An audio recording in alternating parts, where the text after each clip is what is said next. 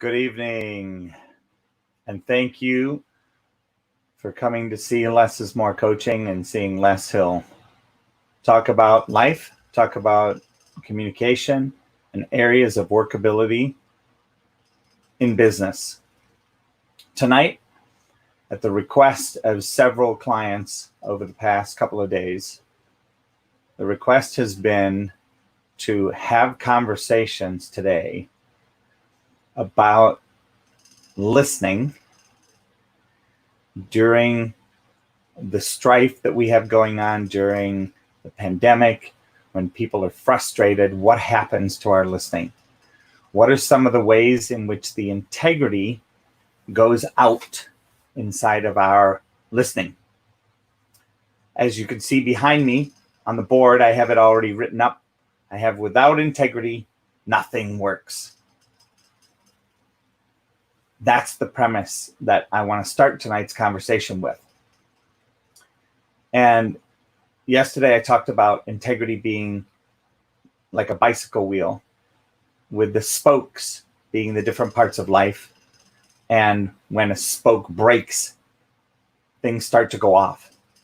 And if we are not being responsible about maintaining the spokes, not about looking good or looking bad, not about good or bad or right or wrong, literally maintaining the spokes, being in communication, restoring integrity, and having the conversations. So what is happening out there, and what has happened this week with a couple of my clients that has created such a ruckus for the request for tonight about listening? I want you to think about an occasion in your life where you have been in communication with somebody and you said, I'm going to use colors as an example here, so they don't mean anything other than blanket statements.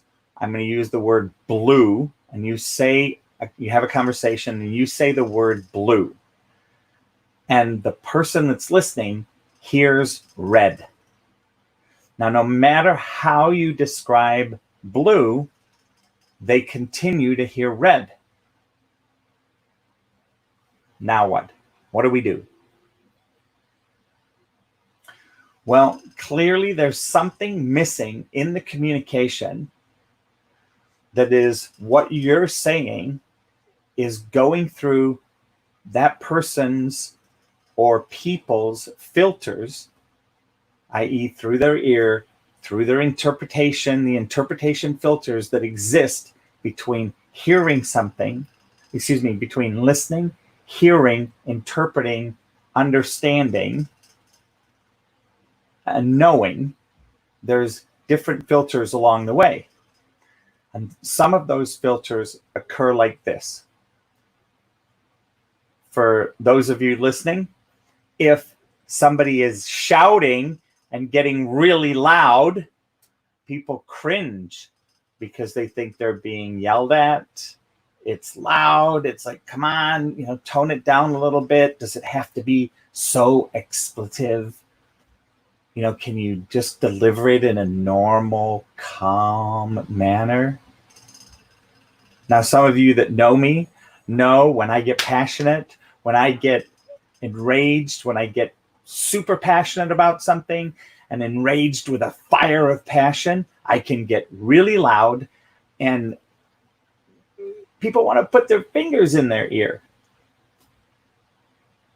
So one filter, as I just described, is how does the volume of what somebody's saying impact what they hear? If a person grew up with parents that yelled at them, or they went to, for instance, a Catholic school where the teachers yelled at them,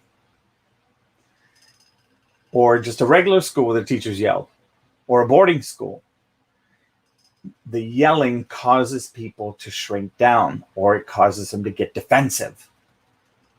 The opportunity inside of this is that people are taking how they're listening to something seeing and starting to understand these filters that they hear with. And as a responsible leader, you're starting to be aware of how the people that know you, your significant other, your kids, your family, your neighborhood, your community, how they listen to you and what their experience of yelling and shouting might be. So if you say if you say blue and you're shouting blue and they hear red, it's up to you to be responsible for the fact that you're saying blue in a manner that goes through their filters, gets interpreted, colored, and turns to red. This is, by the way, extremely difficult. This requires a lot of contemplation. This requires being very vulnerable, being very aware, slowing down your delivery,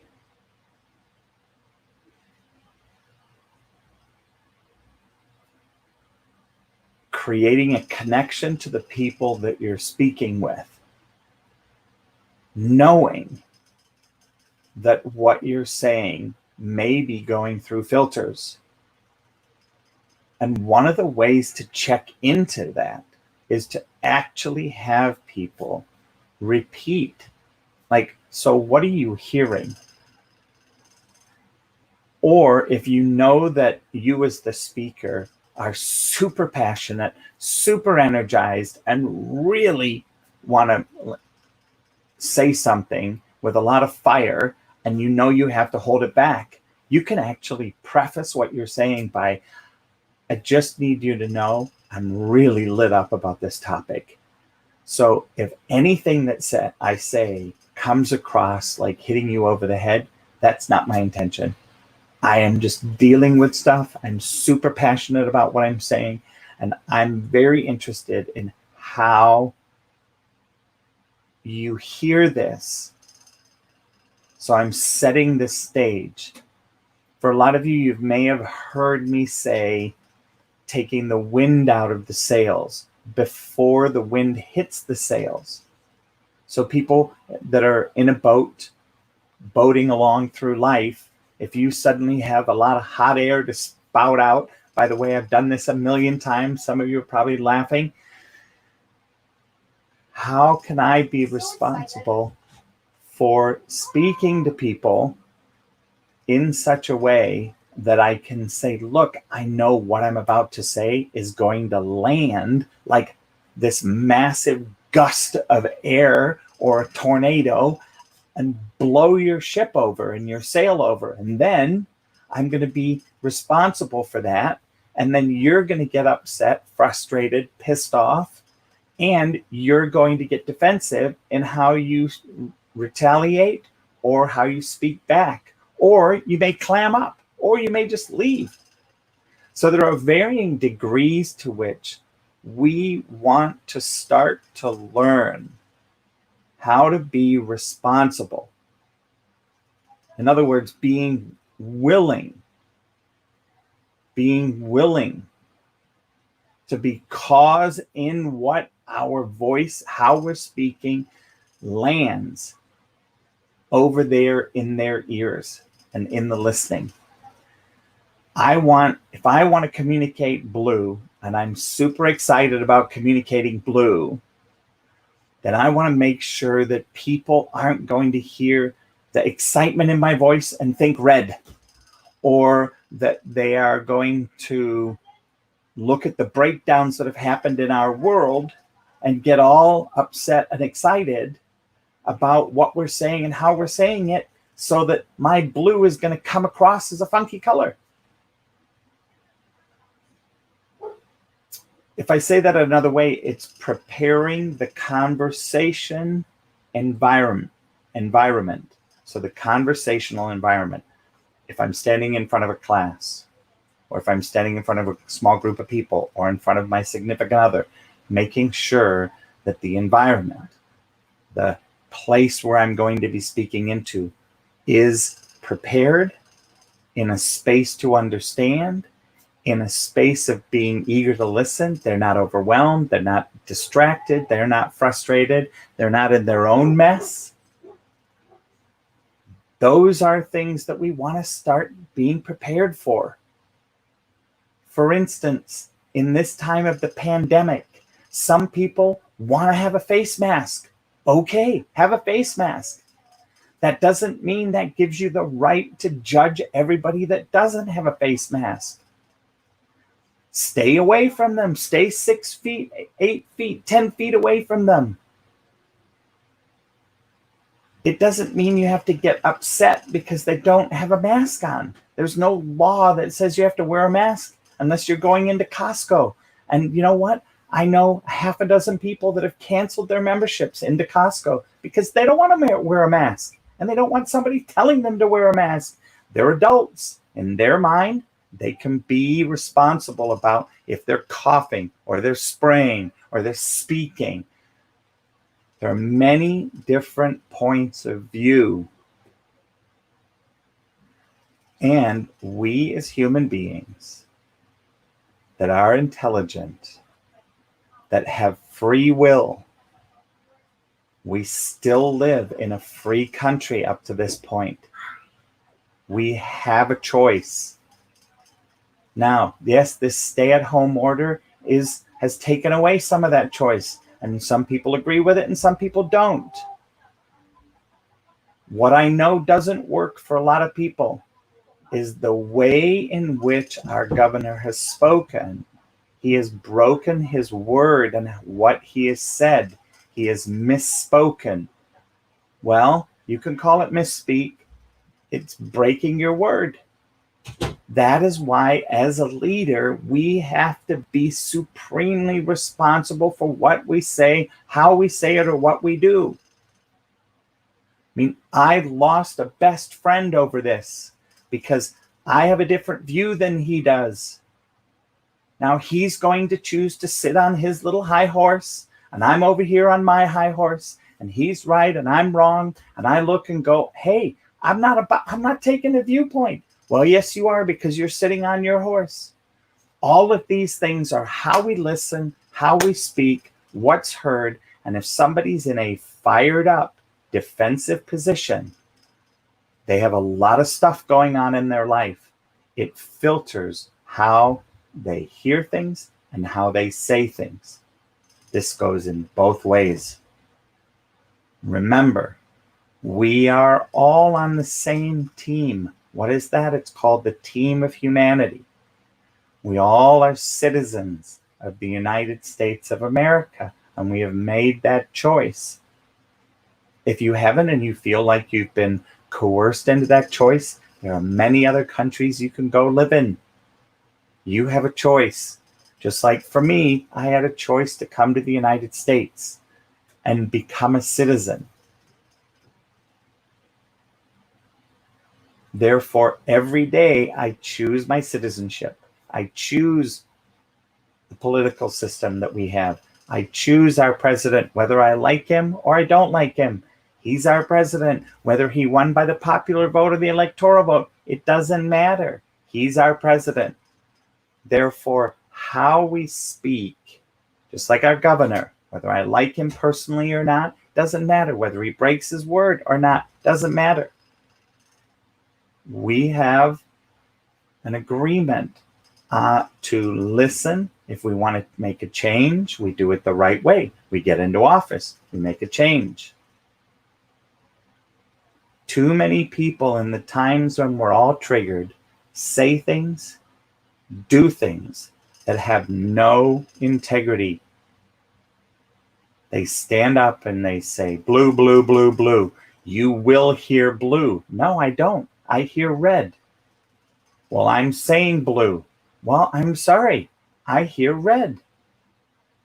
Who's responsible?